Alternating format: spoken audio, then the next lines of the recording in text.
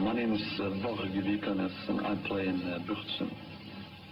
The guy I killed intended to kill me, so I killed him before he managed to kill me. He tried, but he failed, miserably.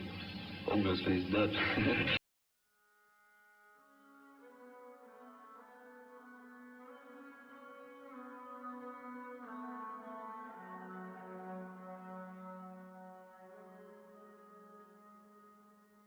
La música forma parte de lo cotidiano. Es una herramienta capaz de rescatarnos de cualquier emoción. Cada canción, cada transmisión se convierte en una pequeña fuga de la realidad. No importa el género.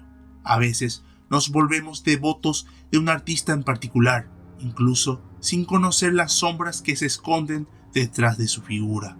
La historia de la música está marcada por escándalos y controversias, pero hay un caso en particular que trasciende cualquier rumor. Un grupo que, aunque no inventó el black metal, sí lo llevó a un terreno aún más oscuro, desatando una narrativa donde la ficción queda reducida frente a la crudeza de los hechos. En el corazón de esa tormenta se encuentra un hombre maldito, casi legendario: Mayhem. En Oslo, mediados de los 80, 3 jóvenes, Necro Butcher, Mannheim y Euronymous, fundan una banda influenciada por Celtic Frost y Venom. Eligen el nombre de un tema de Venom, Mayhem with Mercy, una ironía que el destino convertiría en presagio. En su historia no habría misericordia. En 1986 publican el demo Pure Fucking Armageddon, crudo, mal grabado, violento. Un manifiesto que enciende el underground europeo. Las idas y vueltas de integrantes se vuelven parte de su identidad. Incluso uno de sus fundadores, Mannheim, sale de la banda. Egos, choques estéticos y una búsqueda cada vez más obsesiva por convertir la música en un ritual de confrontación. Al principio, Mayhem ensayaba en sótanos prestados, piezas húmedas sin calefacción y garajes de amigos, con pequeños ahorros de trabajos esporádicos, instrumentos vendidos y favores cobrados. Consiguieron alquilar una casa barata a las afueras de Oslo, madera vieja, ventanas pequeñas, humedad y silencio de bosque. No era un hogar, era un laboratorio de ruido y sombras.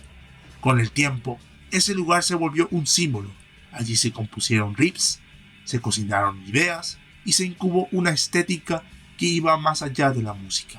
Años después, la casa sería subastada, convertida en reliquia maldita por la historia que guardaba en sus paredes. Para algunos, un fetiche, para otros, un recordatorio de lo que ocurre cuando el arte se devora a sí mismo.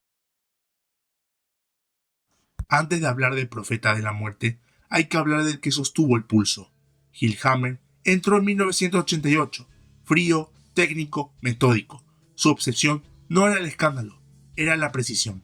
Practicaba horas con una disciplina casi militar, documentando patrones, tiempos, variaciones. Sus toms afinados bajos, el pedal golpeando como martillo, los blast beats convertidos en arquitectura. Fuera del escenario, era parco, observador, con una calma que contrastaba con el caos del grupo. No buscaba protagonismo, pero su batería era columna vertebral. Sin él, la furia se desmoronaba. Con él, la furia tenía forma. En los ensayos, Hellhammer afinaba el metrónomo, comenzaba lento, subía como una caldera y obligaba a todos a seguir su pulso. Si alguien se perdía, no gritaba, repetía, otra vez y otra, hasta que la violencia sonara exacta. Y sin embargo, el protagonista más importante estaba por entrar. Mi nombre es Disnardi y soy uno más en esta gran plataforma.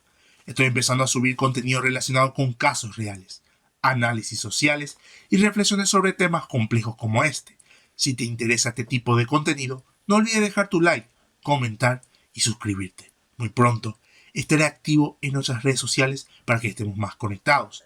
Sin más preámbulos, comencemos. Se hacía llamar Death. No era un apodo, era una confesión. Desde niño, arrastraba una ruptura con el mundo. tras un accidente en el que estuvo clínicamente muerto por unos minutos. Volvió convencido de que no había regresado del todo. No se sentía humano. Decía que caminaba como un cadáver entre los vivos. Muchos verían ahí el síndrome de Cotard. Creer que uno está muerto, que la sangre se pudre, que el cuerpo es una cáscara y la vida una ilusión. Dead calzaba en esa grieta. Antes de unirse a Mayhem, envió a Euronymous una carta con una imagen imposible de olvidar: un conejillo de indias muerto. Dentro del sobre, el mensaje era un sello. Esto soy yo, esto represento, soy la muerte misma. Lejos de espantarlo, Euronymous lo tomó como una señal. Había llegado el profeta. Dead transformó el escenario en tumba. Enterraba su ropa para que oliera a tierra húmeda. Guardaba animales muertos en bolsas, que inhalaba con quien aspira recuerdos del más allá.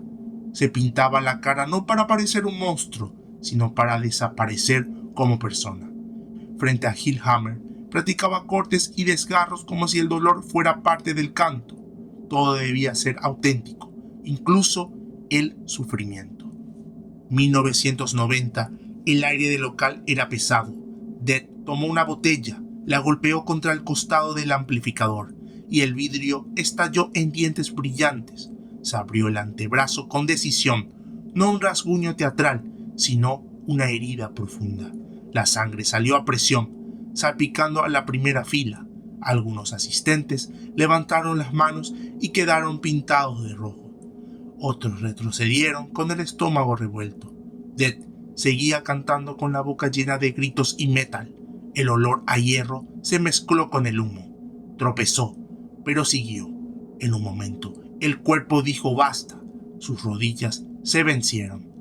En el backstage, Hellhammer y un asistente lo sujetaron mientras la toalla se empapaba de sangre. Si no intervenían, Dead moría en ese concierto. Esa noche, el ritual estuvo a milímetros de convertirse en funeral. Y sin dudas, era lo que él quería. El bosque, la humedad, la madera, adentro. Pósters pegados con cinta, platos sin lavar, olor a tabaco y a cuero viejo. Euronymous coleccionaba objetos macabros y música prohibida. Hellhammer anotaba patrones de batería en cuadernos cuadriculados. Necrobutcher intentaba conservar algo de normalidad, una línea que cada día se hacía más delgada. Se contaban historias de animales sacrificados, ritos de medianoches, desafíos que cruzaban los límites. Algunos miembros no resistían y se iban. Otros eran expulsados. La banda se convertía en secta, el escenario en altar, y ese altar reclamó su primer mártir. Per Ib Olin, el nombre verdadero de Dead, desde niño cargó con sombras. En la escuela sufrió acoso constante, golpes, burlas, aislamiento. Era un niño frágil, diferente, solo. A los 10 años, un accidente lo marcó para siempre. Durante un día de esquí, cayó con violencia. Su vaso se rompió, su corazón se detuvo. Estuvo clínicamente muerto y volvió. Desde aquel momento, dijo que ya no pertenecía a este mundo, que había cruzado la frontera de la vida y regresado vacío. Un cadáver que todavía caminaba. A veces dejaba de comer durante días, debilitando su cuerpo para acercarse aún más a la muerte. En entrevistas confesaba algo inquietante durante los conciertos, ya que aparte de autolesiones, también involucraba animales muertos. Algunos se marchaban, asustados, pero eso no lo molestaba. Al contrario, le daba satisfacción. Los que se quedan, esos son los verdaderos. El resto, que se vayan a la... Pero la vida dentro de la banda no era paz. Su relación con Austin Arsen, alias Euronymous, estaba marcada por la provocación constante. El guitarrista lo acosaba de múltiples formas. Tocaba un sintetizador con ruidos estridentes, solo para irritarlo. Disparaba con su rifle cerca de la casa. Lo seguía al bosque, interrumpiendo el único lugar donde Dead encontraba calma. Cada día, cada sonido, cada broma cruel lo hundía más en sus propios fantasmas. Cuando un día Dead decidió encerrarse en un lugar de la casa para evitar que lo molesten, en su siguiente plan, Euronymous consigue entrar, pero se encuentra con una carta y algo aún más inquietante, ocurrido el 8 de abril de 1991. El 8 de abril de 1991 cumpliría su sueño. La casa estaba en silencio. Dead se cortó las muñecas y el cuello con una navaja. La sangre dejó un mapa oscuro en el piso. La muerte tardaba. Entonces tomó una escopeta y apuntó la cabeza. La nota que dejó parecía escrita desde otro mundo. Pertenezco al bosque y siempre lo hice. No soy humano. Esto es un sueño y pronto despertaré. Supongo que seré recordado como el gran perdedor. Disculpen por toda la sangre. Salud.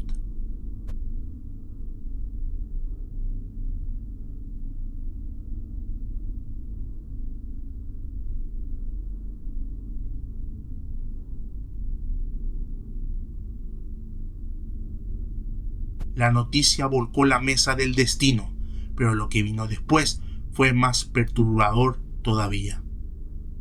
Euronymous encontró el cuerpo. Se fue, compró una cámara desechable, volvió y fotografió el cadáver con la cabeza destrozada. Una de esas imágenes terminaría en la portada del bootleg The Dawn of the Black Hearts. Luego llegaron los rumores, que cocinó y probó un pedazo del cerebro, que repartió fragmentos del cráneo como collares entre músicos cercanos al Inner Cycle. Algunos lo niegan, otros lo relatan con nauseabunda naturalidad. La verdad, a esta altura, es un monstruo con muchas caras. Lo innegable, la falta de empatía, la cosificación de la muerte de un amigo convertido en símbolo. Necrobutcher se fue horrorizado de la banda. Hillhammer dijo que no le sorprendía. Mayhem se hundió un poco más en su propia noche. Det här ryktet med eran... var det sångaren som sköt sig? Ja. Ja. Alla de här ryktena om foton på hans lik och de här... det ska ha varit likdelar som har varit rundskickade. Är det sant det här? Vi nekter egentlig å kommentere sånne detaljer, men vi kan bare si at vi er ikke vanlige folk. Vi dyrker døden, og vi lar oss ikke skremme av et lik. Det er ikke hver dag man har sjanse til å se et lik, så man bør jo gjøre det beste ut av det. Så, men noe i detalj ønsker vi ikke å gå.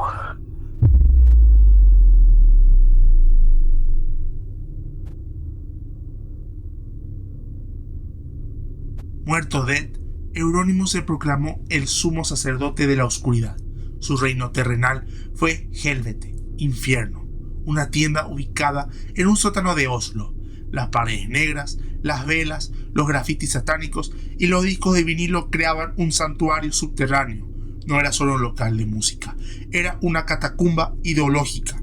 Allí nació el Inner Cycle, un círculo cerrado de músicos, fanáticos y cómplices que orbitaban alrededor de Euronymous. Se discutía de filosofía satánica, paganismo, política radical y sobre todo cómo golpear a la sociedad cristiana que dominaba Noruega. Para algunos era un club juvenil, con estética extrema. Para otros, un núcleo conspirativo real, un espacio donde se planificaban profanaciones, amenazas y actos incendiarios, hasta los primeros asesinatos. La oscuridad dejó de ser discurso para convertirse en sangre. En una noche fría en Lillehammer, Var Faust Eitun, baterista de Emperor y cercano al círculo, caminaba por la ciudad. Un hombre homosexual se le acerca buscando compañía. Caminaron hacia un área arbolada. Allí, sin provocación ni defensa, Faust lo apuñaló repetidas veces hasta matarlo. El crimen no fue obra de Mayhem, pero sí del clima que se respiraba en torno al Inner Cycle. odio, fanatismo, desprecio absoluto por la vida humana. Esa mezcla de ideología, violencia y juventud radicalizada había cruzado un umbral. Ya no era solo charlas en un sótano oscuro. El movimiento estaba manchado de sangre real. Euronymous se presentaba como líder absoluto. En su visión, él sería el arquitecto de un movimiento que trascendiera la música. El black metal debía convertirse en un arma, en una revolución cultural. Los demás eran soldados, piezas de un tablero que él movía desde la penumbra. Pero esa hegemonía iba a ser desafiada. En ese ambiente irrumpió un hombre que incendiaría Noruega. Varg Vikernes, dos almas que buscaban fuego. Alias Count Grisnag, llegó con Burzum, su proyecto en solitario. Multiinstrumentista, fanático, carismático en su silencio. Al principio, Varg y Euronymous fueron dos almas buscando el mismo fuego. Noches en Helvet, escuchando riffs como si fueran invocaciones, planes delirantes, una hermandad que parecía indestructible. Todavía bajo el alias de Count Grisnag, ya era conocido en el círculo underground noruego gracias a Burzum, su proyecto en solitario. Su música, cargada de atmósferas oscuras y primitivas, llamó la atención de Euronymous, quien vio en él un espíritu afín, alguien capaz de llevar el black metal más allá de las guitarras distorsionadas, hacia un manifiesto de ideología y terror. El contacto inicial no fue casual. En la reducida escena noruega todos se conocían y pronto Euronymous invitó a Varg a colaborar. Lo integró como bajista de Mayhem, pero esa unión era mucho más que musical. Para Euronymous era sumar un guerrero a su causa. Para Varg era la oportunidad de tener influencia en la banda que representaba la vanguardia del black metal. Al principio hubo fascinación mutua. Euronymous veía en Varg un discípulo dispuesto, alguien que compartía su visión de un arte extremo, sin concesiones. Varg, en cambio, se sentía reconocido. Por fin tenía un escenario mayor, un lugar donde su furia podía crecer. Pero pronto las diferencias emergieron, donde Euronymous buscaba control y poder personal. Varg buscaba acción inmediata. El primero soñaba con un reino ideológico, una especie de imperio del miedo. El segundo quería incendiar el presente, reducir a cenizas todo vestigio de lo cristiano en Noruega. Iglesias en llamas, 1992. La primera en arder fue Fantoft, iglesia de madera del siglo XII. 8 siglos de historia reducidos a cenizas en una sola noche. Le siguieron a Sam, Holmenkollen, Storebeit. Cada llama iluminaba titulares, cada chispa se transformaba en un mensaje. El black metal ya no era solo música, era un acto de guerra contra la sociedad. El gran objetivo simbólico era la catedral de Nidaros en Trondheim. Nunca la destruyeron, pero su silueta oscura y majestuosa terminaría estampada en la portada de The Mysteries Dom Satanas, con una declaración visual de lo que la música y el fuego pretendían representar. Lo que había nacido como una subcultura se volvió noticia nacional, luego miedo colectivo y finalmente tema político. Los periódicos hablaban de la ola satánica, los pastores alertaban desde los púlpitos y el Estado comenzaba a reaccionar. En el centro de todo, la amistad entre Euronymous y Varg empezó a resquebrajarse. Uno quería usar el caos como herramienta para cimentar su poder. El otro se consumía en la obsesión de acelerar la destrucción. Lo que había comenzado como alianza pronto se transformaría en rivalidad mortal. La relación se deterioró. Créditos, egos, dinero, control de la narrativa. Euronymous quería la corona, Varg quería la llama. Los rumores hablaron de un plan siniestro, que Euronymous quería asesinar a Varg y filmarlo como película snuff. Varg estaba convencido de que, si no se adelantaba, sería él quien aparecería en el piso frío. La carta de Varg el plan en primera persona. Él hablaba de poder, no de música. Me quiso reducir a piezas de museo en su tienda, una máscara en su pared. Si yo esperaba, terminaba en una cinta de video, degollado por su vanidad. No iba a esperar. Si una traición estaba en marcha, respondería con la única moneda que entienden los traidores: sangre. Bark y Blackthorn, la alianza oscura. Entre quienes frecuentaban Helvet también estaba Snore Blackthorn Rush, guitarrista de Thorns. Su carácter introspectivo y enigmático contrastaba con la intensidad impulsiva de Bark, pero en el ambiente cargado del Inner Cycle ambos encontraron un terreno común: la convicción de que Euronymous ya no era un líder, sino un obstáculo. Bark veía a Euronymous como un manipulador que predicaba violencia, pero no la llevaba a cabo. Blackthorn, aunque menos radical, estaba atrapado entre la admiración y el resentimiento hacia el sacerdote oscuro de la escena. El vínculo entre ambos músicos creció en medio de esas tensiones, y de las conversaciones nacieron los planes que transformarían rivalidad en crimen. Lo que comenzó como amistad en torno a guitarras y discos terminó en una conspiración mortal. Una noche, Bark decidió que Euronymous debía morir, y Blackthorn aceptó acompañarlo. La noche del 10 de agosto de 1993, Bark viaja desde Bergen hacia Oslo con Blackthorn. En el auto, el silencio es un cuchillo. Llevan un cuchillo real escondido. El plan o la reacción ya está dibujado en la mente de Bark. Llegan pasado la medianoche al edificio de Euronymous. Suben, llaman a la puerta. Euronymous abre. Silencio denso. Un intercambio de reproches, deudas, traiciones pronunciadas entre dientes. De pronto, un movimiento, un empujón. Euronymous intenta correr hacia las escaleras. Bark lo persigue. Primera puñalada en la espalda. Un alarido. Segunda en el costado. Euronymous tropieza. Golpea la baranda. Intenta seguir. Bark lo alcanza de nuevo. Las puñaladas se multiplican, una tras otra, hasta sumar 23. Algunas en la espalda, otra en la cabeza. Una atraviesa el cráneo. La sangre mancha los escalones, la pared, la historia. Euronymous muere. En el pasillo, entre puertas cerradas, luces amarillas y un silencio que hace ruido. Bark y Blackthorn se van. El edificio queda en una calma de hospital abandonado. La versión de Bark.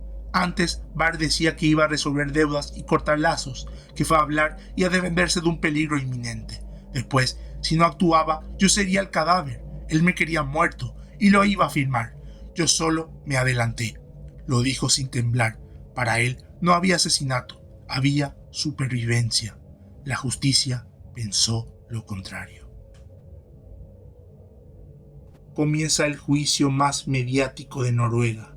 Las acusaciones: asesinato de Euronymous, incendio de iglesias, posesión de explosivos. Bark escucha los cargos con una mueca, niega el crimen como maldad, lo afirma como destino. En el veredicto, la sala escucha la misma palabra que escucha un país entero: culpable. Sentencia: 21 años de prisión, la pena máxima. Blackthorn recibe condena por complicidad. Cuando anuncia la pena, Bark nos muestra la sonrisa más fría.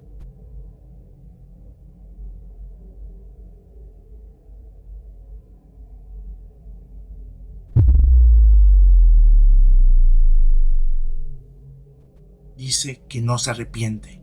Si no lo hubiera hecho, yo estaría muerto. Esa sonrisa helada, desafiante, se vuelve símbolo de una generación que confundió el arte con la guerra. Ese mismo tiempo ve la luz de The Mysteries Don't Satanas, bajo de Bark, visión de Euronymous, batería de Hillhammer, un álbum que suena a mártir y a asesino, a profeta y a traidor. Es testamento y epitafio. En 1995, Necrobutcher y Hillhammer reconstruyen Mayhem. Sobrevivir a la propia leyenda es tan difícil como crearla, pero el nombre maldito, irrenunciable, vuelve a caminar. Después de la cárcel, años después, Bart sale de prisión y se muda a Francia. Inicia una cruzada personal para reescribir la historia. Ataca películas, cuestiona relatos, se presenta como víctima de manipulación mediática, habla, teoriza, reinterpreta. Pero los hechos, las fotos, los expedientes, los discos tienen una persistencia que ni la mejor retórica puede borrar. Todo ese manifiesto lo puedes ver en su canal en YouTube. La casa. Aquella casa en el bosque que alguna vez fue alquilada con monedas, favores y hambre, hoy existe como objeto de subasta, pieza de culto para curiosos y fanáticos. Sus tablones crujen con la memoria. Es un lugar turístico para algunos, un santuario de advertencia para otros. Allí se escuchan todavía los ecos de los ensayos y el silencio pesado del 8 de abril de 1991. La historia de Mayhem no es la de una banda, sino la de una obsesión que confundió la autenticidad con la violencia. Un laboratorio donde el dolor se volvió performance y la amistad pólvora. Cuando suenan sus acordes, no escuchamos solo música, escuchamos el vidrio de una botella convirtiéndose en cuchilla sobre el antebrazo de Death y la primera fila bañada en rojo, la escopeta resonando en una casa del bosque y una nota de despedida que pide perdón por tanta sangre, la cámara desechable chasqueando sobre un cadáver que alguna vez fue amigo, las iglesias ardiendo en la noche como catedrales de carbón, las 23 puñaladas bajando por una escalera de Oslo. Mayhem fue la prueba de que, cuando el arte se disfraza de cruzada y la identidad se alimenta de odio, la línea entre música y muerte desaparece. Hoy Mayhem sigue existiendo con Necrobutcher y Hellhammer. Hacen gira por el resto del mundo. Pero la sombra de su pasado es imposible de borrar. La historia de Mayhem no es solo música, es obsesión, locura, traición, fuego y sangre. Cuando escuchamos sus canciones, no oímos solo riffs y gritos, escuchamos un eco de muerte, un recordatorio de que la creatividad y la locura, cuando se mezclan, pueden destruirlo todo. Gracias por ver este relato. Déjame tu opinión en los comentarios. Quiero saber qué piensas de esta historia. No olvides suscribirte para más casos como este.